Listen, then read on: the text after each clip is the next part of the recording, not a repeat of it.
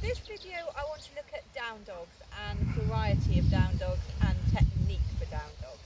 So let's start on the floor, and the most important thing with the down dog is how we spread our hands and how we balance our base of support really. So you're going to spread your fingers as wide as you can, and you're going to make sure that the middle finger points forward and you ground down with your thumb and your first finger. So this area of the hand, we don't want that coming off. We want to place that down nice and firmly onto the floor. Hands, I mean, traditionally should be about shoulder distance apart, but it's probably more comfortable to take them that little bit wider. Okay, that'll help you to get your head and neck in between your hands. Now, begin with tucking the toes under.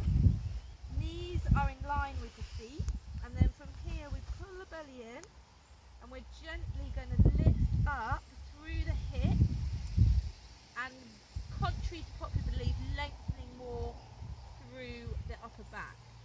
So down dog's great because it uses a multitude of muscle groups, but it's very good for hamstrings, very good for shoulders, it's a good strengthener, it's good for the ankles and the calf muscles to stretch them out. So be really nice and fluid in this down dog, and you can start with things like just walking the feet in and out. Okay, here. And also a nice warm up for down dog is sometimes to come into plank and then take it back into your down dog. If your hamstrings are tight, obviously your knees will be as bent as they need to be, but think about working more on length of the spine. It's not about locking the legs out. If anything, we don't want to lock the legs out. We still want to make the muscles work. So here, once that you've got your position that's right for you, you're going to lift up through the upper back, relax the shoulders away from the ears, and take the head and neck in between the arms. So your gaze, or your drishti in yoga we call it, is between the knees or up towards the top of the thigh, and here we're tucking the tailbone under. Okay, now some variations here. Firstly, a shoulder stretch. You can drop one shoulder towards the ground, maybe extend the arm as far as you need to, and hold this for a good 15 to 30 seconds.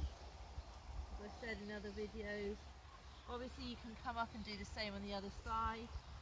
The other one to do is to take this hand and take it across towards the opposite foot. So if you're flexible enough, you can hold on to the ankle, keep the knees bent if you need to.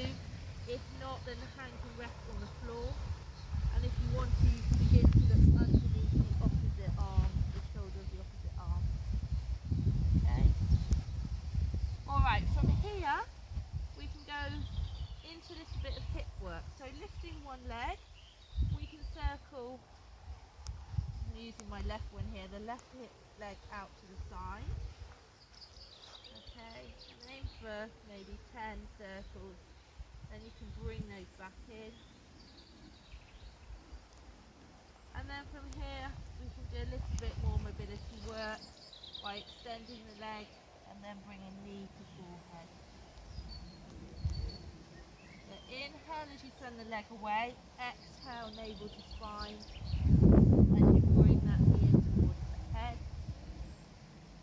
Now from here, we can open into the hip flexors a bit more. So we're going to take the leg up, and then we're going to open out through the hip. Okay, so obviously this is a little bit more advanced, so only go into this when you feel ready. You're going to push the left hip forward, and make sure that you tuck the tailbone under. You need to support the lower back here, otherwise you're going to dip into your lumbar. Push your right against the right hand, so you're pushing up and away from the floor. And then if you want to, you can go all the way over into your flip dog, and you can extend the left arm above the head, supporting yourself with your right arm. So you've got a little strengthener here. Okay. You can bring yourself back, take the left hand to the ground. This is quite a nice upper back stretch here. You can hold it, or you can drop the right knee to the floor, and then you're going to bring yourself all the way back, and then possibly take yourself back into one more down dog. Inhaling, exhaling here. Tucking the tailbone under. And remember that down dog is more about lengthening your spine. Okay, and then drop your knees to the floor. Bring your toes together. And you can come up, or if you feel a bit dizzy, just drop yourself down into child pose. Forehead on the ground, rest your arms by your side. Okay. That's down dog variations. And down dog is a brilliant one for also lengthening of the hamstrings. So when you really want to work on those hamstrings, this is a great posture. But contrary to popular belief, it's not a relaxation posture. There's a lot of work going on in down dog, so it's actually very dynamic. So it's very good if you're going into some work post stretching, or if you're trying to get some dynamic work in before you go into your main session.